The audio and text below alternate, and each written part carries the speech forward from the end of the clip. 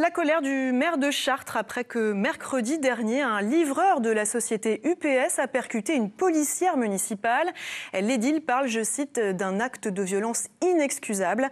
Un accident qui a conduit la mairie à bannir l'entreprise logistique des rues du centre-ville et ce, jusqu'à nouvel ordre. Les précisions de Corentin Ledréan et Liani Watao. Pour la mairie de Chartres, c'est l'accident de trop. Mercredi dernier, un conducteur de l'entreprise de livraison UPS refuse d'obtempérer à un contrôle de police. Il aurait alors forcé le passage et blessé une policière municipale. Celle-ci a été transportée à l'hôpital.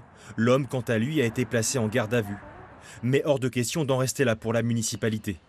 Dans la foulée de l'incident, elle annonce bannir UPS de son centre-ville jusqu'à nouvel ordre.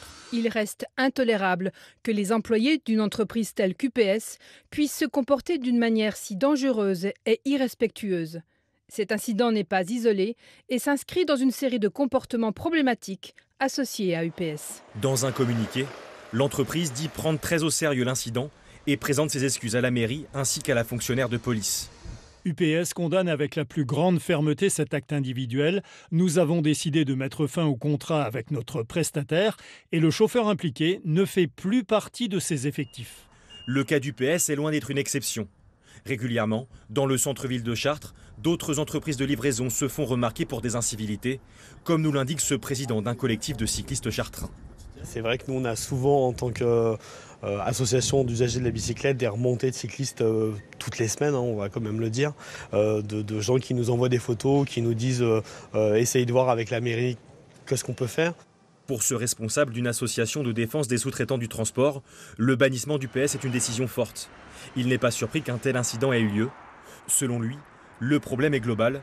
Beaucoup de livreurs sont soumis à des conditions de travail difficiles et des cadences infernales. Sans arrêt, c'est la pression sur le sous-traitant, la pression sur le chauffeur. Et on finit dans les conditions actuelles dans lesquelles on vit. Le chauffeur, il part travailler, il sait pertinemment qu'il travaille pour payer ses factures. Il sait qu'il risque de se faire licencier ou sanctionner s'il ne livre pas à l'heure. Donc, il est prêt à tout. Il est prêt à tout pour garder son emploi. Il faut remettre la qualité de travail au centre de notre métier.